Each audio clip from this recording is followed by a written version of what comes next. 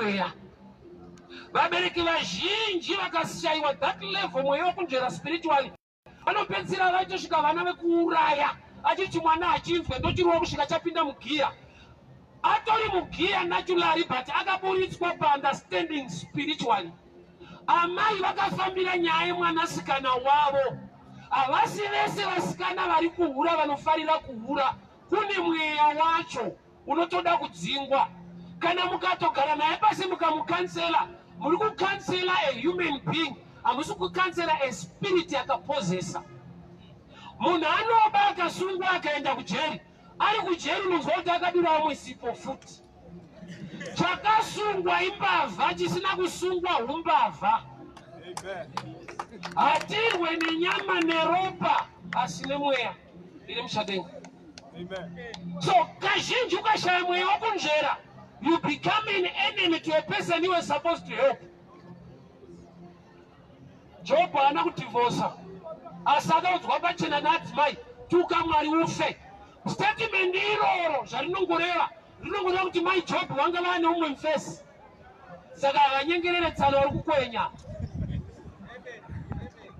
Mukadzi ari supposed kumira nemurume wake achirwara, ndiye akaenda kune murume achirwara akati tuka Mwari ufe. Kunoti hasisiri type yekugara nayo mumarriage. But Job haana kudivorca. He was spiritually mature kuti agone kunzvera kuti she is under the influence of a demon. Ipapa handisi kusabhusuta kuti vamwewo vanozviita from their own mind. But ndiri kuti as believers, as spirit people, let's love each other. Tichiunderstanda kuti mamwe machoices nemamwe madecisions nedzimwe character dzine vamwe, they are under a certain spirit iri kuvataka. We need to pray for each other. Izvi munofunga istatement ndandingaudzawo vati kurei. We need to pray for each other despite our differences. Why? Because sometimes zvikuitwa nemunhu haisi choice. Ari kutoshandiswa nemweya wakapozesa life. Saka amaya pavakaenda kuna Jesu vakati Ishe ini kudzinga madhimoni handigone, but chinhuhwani chandabata kumba mwanasikana wangu ane dhimoni. She's demon possessed. Maziva sei amai ameno zvaaita mwana iye. Unozva pane zvimwe zvinhu zvinoitwa zvokuti munhu wacho akagara naye pasi muchikurukura so naiye haazvide but ndo zvaanoita. Okay, regani tizokendewo kumashure mbishana. Ine handisi mufundisa nhoroondo yakanaka.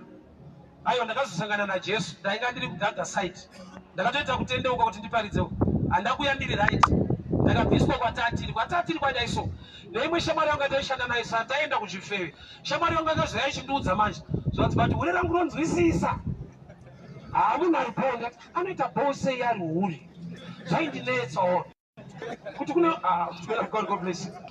Kuti kuna huri riripo. Hata kana tikatema mari shoma tinotowirira anzwisisa. Saka ndakadiscover kuti kuhura kuri in two dimensions.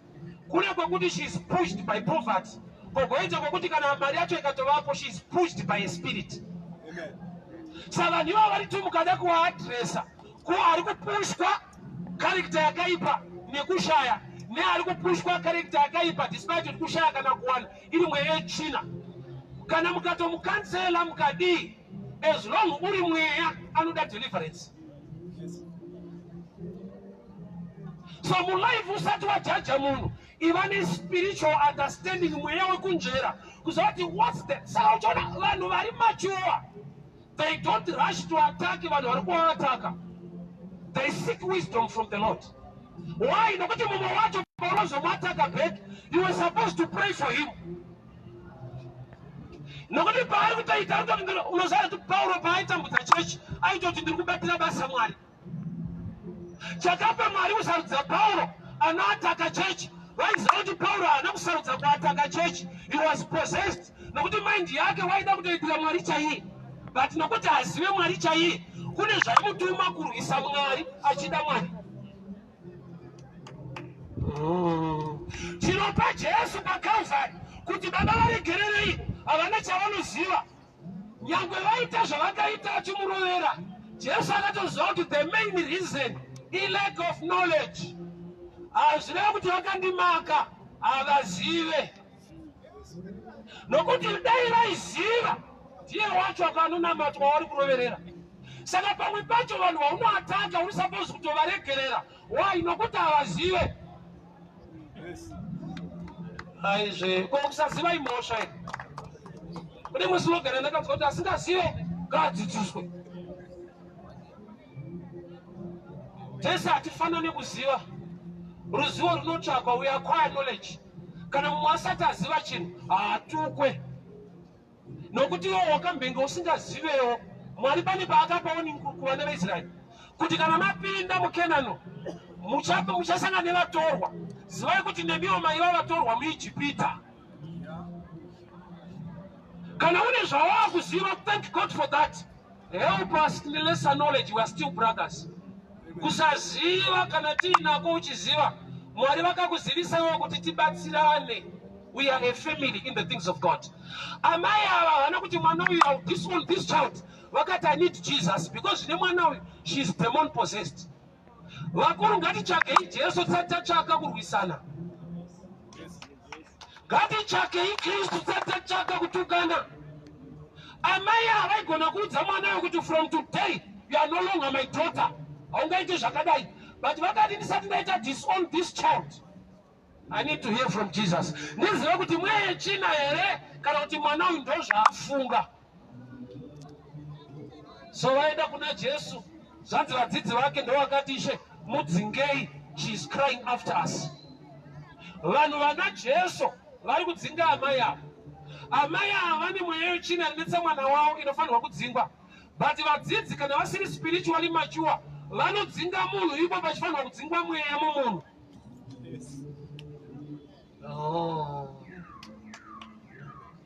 Vari correct pavari kuti Ishe mudzingei, vari correct papi pane chinofanirwa kudzingwa. Vari wrong pakuti dzingai mukadzi, nokuti Jesu wacho ari supposed kudzinga mweya wechina wanetsa mwana. Saka vanhu kuti havasi spiritually mature havachada kuti mweya wacho udzingwe, vada kutoti amai vacho vadzingwe zvese nemweya wacho vaenderese. She is crying after us. Yet the Bible writes, I will the son of David have mercy on me. Avakuti us. Yet she was crying after him.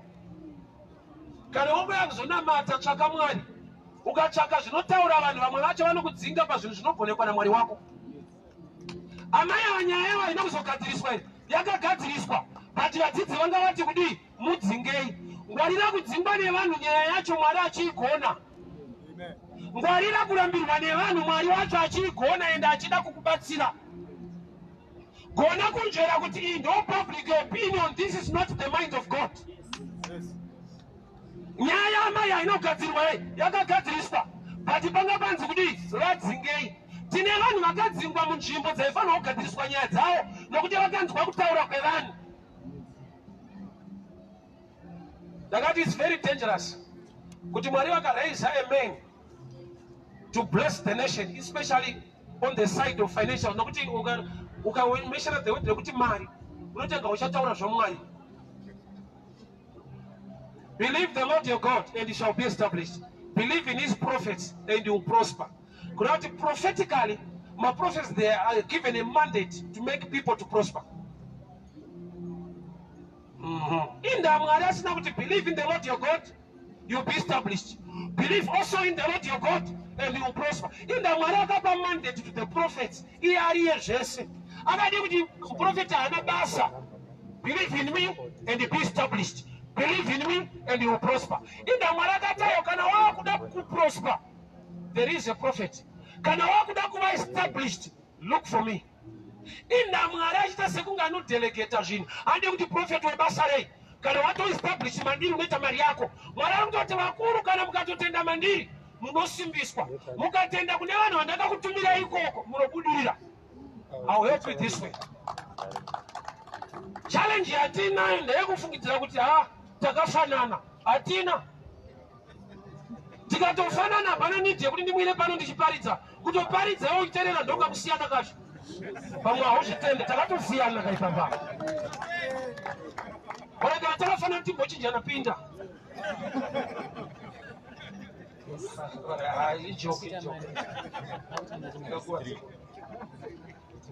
Mwari wedu haasi selfish. Bhaibheri ibhuku raMwari, shoko raJehovha. But hakuna vhesi inonzi God. Mune vhesi yakanzi Mateo writers Ruth ana Ruth wanopindira iko muzvinhu zvaMwari kufunga kwakwe.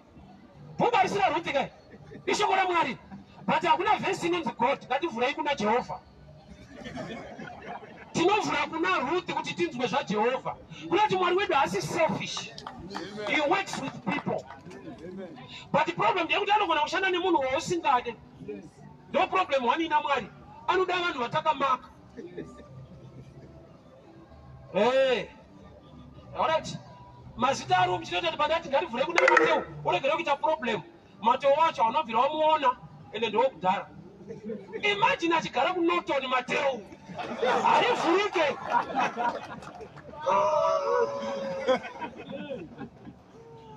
Avanganodzidzwa Jesu ka ana Mateo ana Jona anani pamazuva iwayo. Saka paranyorwa mari rikati bhuku raMateo zvina kana problem.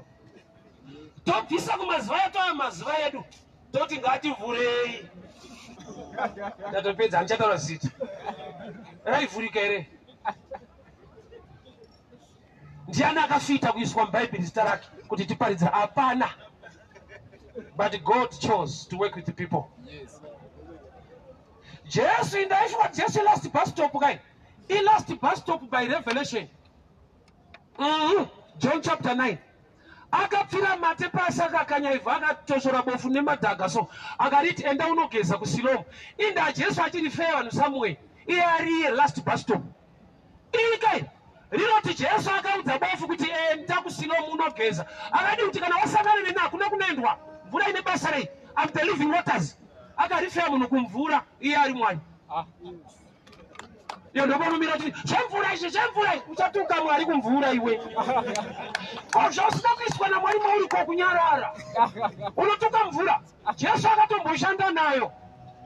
Ende rangu rinoti ndiye wazuro nhasi namangwana. Nhasi anoshanda nayo futi. Akasashanda nayo newe kwauri iwewe hazvina kuti haashande nayo kune umwe. Blind Bartimaeus haana kutumwa kurwizi, akaona ipapo. But John chapter 9 tsana vakaendeswa kurwizi. Saka kana ari tuma kuparidza kuporesa kwaJesu, umwe anoparidza Jesu anoshanda nemvura, umwe obva ati kunyapa haadaro ipapo. Vese vari correct kusawirirana zvavo. Yes. That's true. Yes. Testimony yaBartimaeus inotuka dhaga, inotuka mvura. But when John chapter 9 anoti varume Jesu akanaka, ndakaendeswa kumvura ndine dhaga kumeso ndikadzoka ndichiona. Vari tu matestimony avo anongotaura kuti vakaona, but the process kana kuti style is different. Yes. Calling dzatinadzo chakasiyana is style to execute the duty. Chakafanana. The reason why we are called for people to be saved. Yes. Kana vanhu vakamira pano vachipikisana chinhu wani chavari chaunowirirana Jesu ndishi. Yes. Kana ndikatotuka wandatuka ndikadii ndinozopedza ndakuti Jesu mwana waMwari ndozvichataura futi achanditukawo. Saka takafanana. Chatinosiyana is how to execute the duty. Yes. Inzwa. Style ine problem. Vanhu vasiri machuwa. Jesu haaporese nenzira 1, but chikwadi ndechekuti anoporesa. But miyo ukanzichiona usazopopotera imwe bofu kuti kagemu kemadhaka hameno kumachechi kwenyu kwamuri kuvhara neko. Jesu haite zvemadhaka odonepera vanhu, anotaura ipapo. Akataura ipapo kwauri kune uyu akamisa madhaka akamutuma kumvura. Varume yaJesu ine chekuita futi nepersonal revelation. Vamwe Jesu wadari kushanda nesu kumadhaka. Ini makashandwa zviri smart mukanzichiona. Musatuka isusu wekumadhaka tinaye futi. Yes. Jesu akafamba pamvura. Peter akaona Jesu akati shenzenderai ndiwe kana muri. Peter akauya. Vakadzokerana Peter kunopinda futi mubhoti. Jesu akadi kupfurira bhoti kuti akusatenda afana tiri pa11 kunamata chada mafanisi. Jesu akati Peter nyangwe taita zvinoshamisa, we must join also our brothers at their level. Jesu anofamba pamvura mubhoti anopinda apfurire bhoti. Iwe vhangeri wako yakupfurira vamwe. Zvaitwa naMwari newe ndoyato doctrine. Isu tiri mubhoti hatichanamata. That's there in the body of Christ. Yes. Vakuru anoti Jesu asati akuzivikanwa. Nekuti wawaziva unofunga ndiye wese. Wawaziva ndo chidimbu chake. Hakuna anoziva zvese. Knowing more is not knowing all. Kuziva zvizhinji hazvina kuziva zvese. Ukaona waMwari wakunyatsomuziva isaini kuti hasiriye. Iye anokusira thirst and hunger to know more about him. Hapana paunofanira kuti ndagutsikana Mwari nako. Nekuti Bhaibheri rinoti vakatoropafadzwa nenzara nenyota. Ukatoona waguta watukwa. Yes. Ukatoona wagutsikana ndakumuziva haasi ikesi. Saka mukadzi aiva neissue of blood akauya akabata mukumbiri wehanzu yaJesu, hem of a garment. Jesu akati pana andibata. Yeti kutaura kuri correct. Jesu haana kubatwa, pakabatwa hembe. Hem of a garment is not Jesus. How can Jesus say pana andibata iye asina kubatwa? Ari kutoticha church kuti pamwe pacho unogona kusabata inini but kwabata ikoko ndini. Unondinzwa. Ndikasataura the name Jesus. Ndikaparidza upenyu hwakanaka. That's the plan of Jesus. I'm also talking about Jesus. Ndikataura utano, health. Nokuti yakava nemavanga kuti tiporeswe. Zvoroti ndikanamatira munhu akapona, ndiri kuita basa raJesu. Yes. Taparidze Jesu. Ari kuti madhimoni right out now. Ndo Jesu futi zvaanoita. Anodzinga mweya itsvina. Yes. Saka ukandiakiuza kuti handina kuparidza Jesu, but I'm executing the duty raKristu. Ndakati imwe blasphemy panyika namba wari blasphemy ndakamaka. Ndekuti pakaita munhu waMwari anoti receive your house. Unonzaona achiti taura zvepasi rino zvedzimba izvi. Nyaya ndeyaJesu kuenda kudenga. Yeti waunemba wakatopupura kuti Mwari akakuwanira nyasha kuti uwane stand ukavaka. Ini ndakudeclare kuti mumwe achivakawo hauchada. Yes. Haasisiri Mwari nokuti wakavaka kudhara. Iwe une motikari pay yako haikwani. Mwari akakuwanira nyasha mota ikamira. Ndakuti kune mumwe receive your car. What awafundise mazuva ano. Ko yako ipisa ka. Mwari akakupa kamota iyi. Blasphemy is dangerous. Munhu anosvika pakutuka mari ane mari momwe. Mari haina nebasa rese kurata kuti unoitenda nokuchibvisa so taada kuenda kumusha tijaidze zvemari izvi. Tine vana vaKristu kuchirasa. Uone kuti avanhongera. Unozoona wakakomberedzwa navanhu vasina kutende. Ndikande waya pandiende unoziya. Unozoona mufundisi akadhakwa.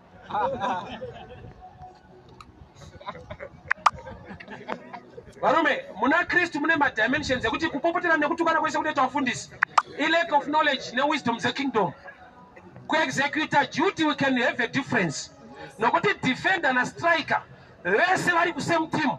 Kugona kwemumwe kutadza kwemumwe. Kugona kwa defender kuburitsa muhondo.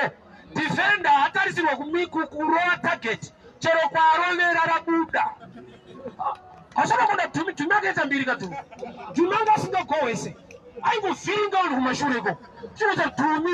Rikauya ngoti kiwota Dumi. Haasiri kugohwisa munhu. Ari kutori ndomagohwisira defender. Kuburisa. But striker akamisa target sub. Is same team. But to execute a duty kwavo kune ka difference in that same team. Some are teachers, some are evangelists, some are prophets. Yes. Amen. Area usina kudanirwa iri dangerous kuti uibate. Ask John, he lost his head. Anga kuita marriage counselor. He was now talking about sin. Yet original mandate ndeyekuti ave a forerunner acharatidza vanhu Kristu. Yes. Izvi rinochema murenje richigadzira nzira yaShe. Iye haasiri yeIshe. Yes. Tokuenda kuna Herodi zvikanzi upombwe hwaita Mwari haadi. Mhombwe yacho ndoyakamudambura musoro. Ari correct ndiye akafa. Ko Mwari ndamusingamirire John. Ukabuda mu line of calling wafanya yabuda mvura. Even Mwari achida inooma. Asa uzizie. Kuna wala yale msikone mvura ka. Ene msikone Mwari. But ikabuda mvura even Mwari aliko inooma. Kana ikatopinda mprayer kuti kuna ramenyasha kudenga kuna Mwari inooma ili mprayer iko. Ko wabuda ka. God commanded the waters to bring forth fish. Yes. So chinonzi Jesu varume. It's a broad term. In the beginning was the word. Even the word is Jesus. And the word became flesh. Iye akava nyama. Ndi Jesu futi. So there are times I'm talking about Jesus. But engo yandabata hii hem of the garment. Iwota hii wadai waruwa Jesu chaiye. Uyu mkazi akapora asina kubata Jesu. Abata hembe ya Jesu. Simba Jesu akanazwari chibuda mandiri. Varume tine vanhu varikuitirwa zvinhu naMwari, but vasina kuuya kuzobata the person. Vabata the other side, which are the principles of the kingdom. Yes. So amaya vataona kuti mwanangu ane demoni uyu. Asati anamatirwa, asati rabuda, but behavior hii, character hii, uyu mweya, I must stand for my child. Tine vanhu vatiri kuignore, vatiri kupa mhosva. Ichokwadi vanhu zvavari kuita zvakaipa, but as others who are mature, tinofanira kunzvera kuti uyu mweya haisi choice yemunhu. Mweya. Yes. Hakuna calling yekushauta vanhu, kune calling yekuparidza Kristu. Yes. Kutuka imu mweya unobuilda unoziva ndakaparidza about Bethsaida. Problem yepaBethsaida ndeyekuti pava pane competition, imi muri varwere. Mutumwa akabvongodza atanga kupinda ndiye anopora. Saka hakuna anopusha umwe. Munhu wese adatotangawo. Saka panga pane competition pavanhu vakanyimwa fellowship. Hamuwirirani kamutumwa akauya munonyudzana kutomakana kuti utange kuita number 1. Yes. So ushumiri manje tava varwere panjere, tine competition. Yes. Fana kurowa zvekuti vanofana zoti ndingakone. Ndakati vafundisi vakafanana nevanhu vanoverenga news. Munhu anoverenga news anoverenga dzaapiwa. Kana uchitaura chingwa chakwira ndizvozvo, haungati handipewe dzebhora idzi. Ndakomana kuti dziriko dza12 ndidzodzo.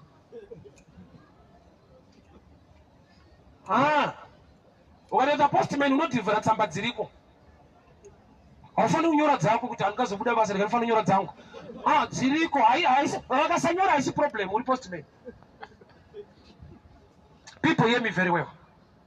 Tikasava spiritually mature, we will die in battles and tichifaitana, tichiignore the core mandate. Tinofaitana panapa. Why? Takuda kuziva kuti uyu mwana wangu ama ndovada. Vanoziva kuti mwana ropa rangu mwana wokubereka. Ndikamudhapa ndindakabereka munhu iropa rangu. I must stand for this child. Mwana uyu zvaari kuita zvakaipa, but she's demon possessed. Let me look for Jesus. Tikasarisa Jesu papulpiti tinokuvadzana. Bible racho rinototi munda waibva vacheki vashoma. Ndakati chiprofita ichocho ichokwadi. Why? Nokuti nyungu munda waibva chinoita kuti vacheki vave vashoma. Inyaya yekuti vacheki vava kuchekana vachacheka munda. Ndichibva pano mwoyo ucheka inini oyo anobva uya chichiko tinotongochekana kumunda iko. Tiri supposed kukoma souls, winning souls, we are winning arguments. Yes. Mucheke pane kuti acheke witi akutocheka mumwe wake kuwiti iko. Yes. Mazuva hazvidi Satani kuti basa raMwari risafambe. Zvinoda vanhu vatori ikoko. Yes. Varongoita kuti zvisafambe. Amai vakaona kuti uyu mweya. Let's be spiritual. Mwari ngatipe discerning spirit. Pasi pese patiri kunetsana iri idea nekuda kwemunhu. Vamwe vacho unenge uri mweya. Let's pray for each other. Amai vakatoziva kuti uyu mwana ndewangu kana zvikadii. Ndikamuita disown mwana wangu. Regai ndimutsvaga Jesu nenyaya yemweya une mwana uyu. Ichokwadi vana vanoita musikanzwa but level iyi uyu mweya. Chokwadi vanhu vanorasika but murasikira uyu zvinenge zvine mweya. Let's go and look for Jesus. Ndokubva vati kwaJesu kwa Jesu kwacho kuri wese. Kune type inoteera Jesu inoda kuti adzingwe futi mukadzi yenu. Ishe mudzingei. She is crying after us. Mukadzi akaziva kuti ava vari kutaura havasirivo Ishe. Ukaziva Mwari kutaura kwavanhu hakuna nyaya. Yes. Ishe mudzinge. Unenge munhu anetsana neumwe roja. Kana maroja akanetsana sei hakuna rinopa rimwe notice. Ndakazvidiscover izvozvo. Unoita mapfutseki gore rese. Hakuna notibva pano. Komisi makatouyawo. Ukatoziva kuti munhu ari kutonamatawo. Hauna pressure. Haasi Mwari. Munhu. Tamanje kana mudhikoni adaro so handichaenda. Osa nhamo yaMwari ine 1. Vana vake vakanetsana vanora baba. Yes. Ukanetsana nemunhu kuchechi unotonobva chechi yacho. Unotosiya kunamata wanetsana nemunhu. Rega ndikutiche chinhu ichi. Chinhu chaungatogona kuita. Buda chechi usabude Mwari. Yes. Tine vanhu vokuti vakatobuda chechi naMwari wacho achada futi. Yes. Enda usingagoni kubuda iyo. Kunobudiwa chechi haubude kunamata. Yes. ukabuda yedu anda problem newe ukasana mata wandikuwadza nokuti chidonzvo redu ndine kuti unamate Mwari. Ndosaka dzichiwanda ka kuti uone kuno kwaunofarira iwe. Achachawanda achazati topinda ipi dzichiri shoma waipinda kupi. Unozoona kuti une mwoyo wakusana mata udangonyepa dziri shoma waipinda kupi. Wadonyepera kuwanda. Iyo mashopu akawanda ukatadza kutenga chingwa. Ta mashopu sacho chingwa ndichatenga maoke uende kumba. Kwachida pa shop uenda kumba. Zawandira kwa accommodate munhu wese aisitombori problem. Ingatoita problem i wrong doctrine. Kwata kuti dzawanda ine one doctrine. It's fine. That's the body of Christ. Hadziriko idzi manje dzinoda mari. Enda pasi pemutapa wasutombotora mari kungoita sowere nyimo dzoka kumba. Waiona kuti mari futi uri kunyepa. Kungoenda pasi pemuti no rent no toilet no chikungoti kumba usana panaka mari yabuda. Na nhasi uchiri kunyepa kuti dzinoda mari dziri kuita mahara dziriko. Dzinoda masutu. Kune dzinongoda garment shirt white. Vanoda bhutsu dzakanaka kune dzinobvisa usati mapinda ipapo. Unozoona kuti yako uchaiwana. Hamanje kakunwaka kanondivhiringa Roma iriko munonwa mapedza. Enda. Apa nyadza wakati manje vose ndakazodaiso kwa marangi kuriko munonotora muri mukati munomo. Ukunyapa iwewe. Audi ukunyapa audi kunamata. Ndaipi reason iri kutadza kunamata ndaipi? Hapana. Funga reason iri kutadzisa uone dzandatsanangura kuti unokwana pane kwenga. Utononoka joina umwe wako vari kutoita vakadzi vari imomo. Akandibasiya. Amai vakaona kuti mwana uyu mweya ndokuenda kwa Jesu. Type iri kwa Jesu iri kuvadzisa ndokuvaza kuti kutaura kwevanhu this is public opinion. Pano ndakainga Jesu. Varume kana wakainga Mwari iva determined ndakainga Mwari. Muchechi hakusi kudenga. Vanhu vanotaura zvavanoda. Kuchechi kunogona kutoita rafu darika kupawa. Usabvunza kuti kana wakuchechi waakudenga uri kuchechi kune vanhu vadatozoendawo. Haunzi were panoitwa prayer muchechi vachiti baba tiregererei. Vanhu vanotokanya zvingaite vari imomo. But vanganidaro muchechi so kudenga. PaCalvary chaipo baba nimbavha yaitoita rafu paCalvary. Kana uri mwana waMwari buruka. Nepamuchinjikwa pese. Hakusi kudenga pande pano. Amai ndokubva vawira mutsoka dzaJesu. Jesu ndotaura statement iri dangerous. Ndakatumwa bedzi kumakwai ekwaIsraeri akarasika. Mukadzi uyu she's a Canaanite. Kureva kuti parudzi haaqualify. Ndovhangeri raifanirwa kuita kuti aende kumba kuti ananda try but hatisati qualifier. I've come to challenge somebody. Kana pane breakthrough yako hazvirevi kuti panoshayika zvinhu zvinokuisa breakdown mulife. Andamai avakanzi great woman of faith mwana wake akapona ipapo. But statement yekutanga ndeyekuti havaqualify. Ndakatumwa kumakwai ekwaIsraeri akarasika iwe uri muCanaanite aifanirwa kudzoka. Amene akakunyepera kuti kana zvinhu zviri zvako haurwiswe. Ona rini handinayo. Adzimai vangu vandakaroora dheira ndakatanga kuvapfimba vakanditi kwana. Tane vana 3 nakwana iyeyo. Andiri mumwe kwangu kwana kuti makawanda ko uri kupedzisira ireyo. Iye akakuti kana zviri zvako unenge uri mutserendende so ndiyakakukuwadza. Baba Kenani kana ikanzi ndeyenyu mujaindi uno hauri shaye. Rechingotenderera riri muzvinhu zvako.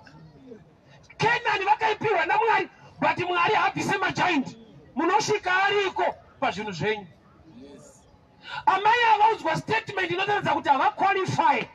Chandinodira kana wane revelation muzvinhu zvaMwari unoqualifya by grace. Nyange usingaqualify. Vakadi kuti orata kana makainga vasakaisa disqualify taakuenda. Amai vakati aiwa ndibve. Chakavapa qualification now. Vakauya vakawira mutsoka dzaJesu vakati Lord help me. Kuwira mutsoka vanoti kupfugama is sign of worship. John 4:24 inoti Mwari ari kutsvaka vanomunamata. Kwete marudzi but vanomunamata ndorudzi rwaari kutsvaka. So by revelation hakusi kutsvagwa marudzi. Kuri kutsvagwa type yevanhu inoworship Mwari yewarudzi rwaMwari. Hausi kundinzwa here.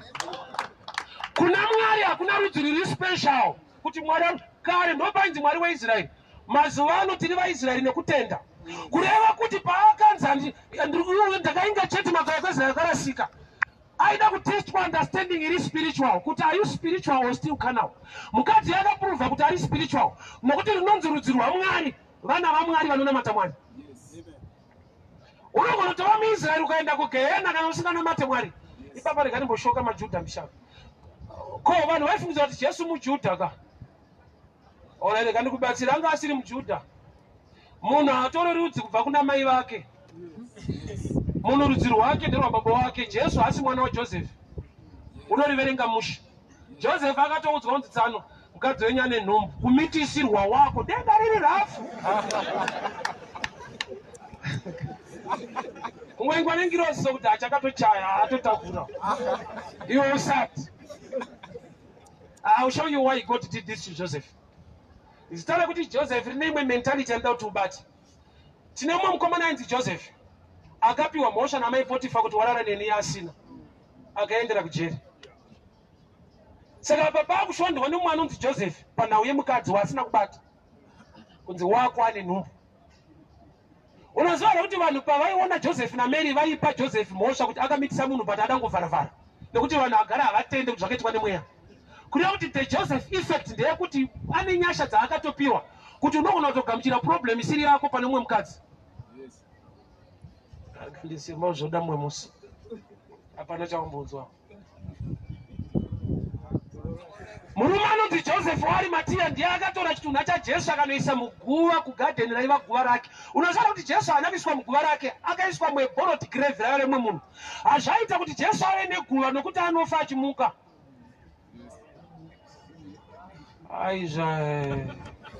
Akatoshandisirawo munhu nokuti iye hafe.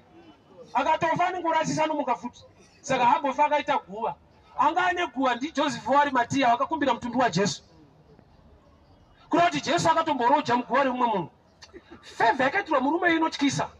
Kana dai pakaita chinhu chinouraya chakada kuataka Joseph pamazuva ekuti Jesu ari muguva raJoseph, haaifa nokuti Mwari ndiye akafira munzvimbo make.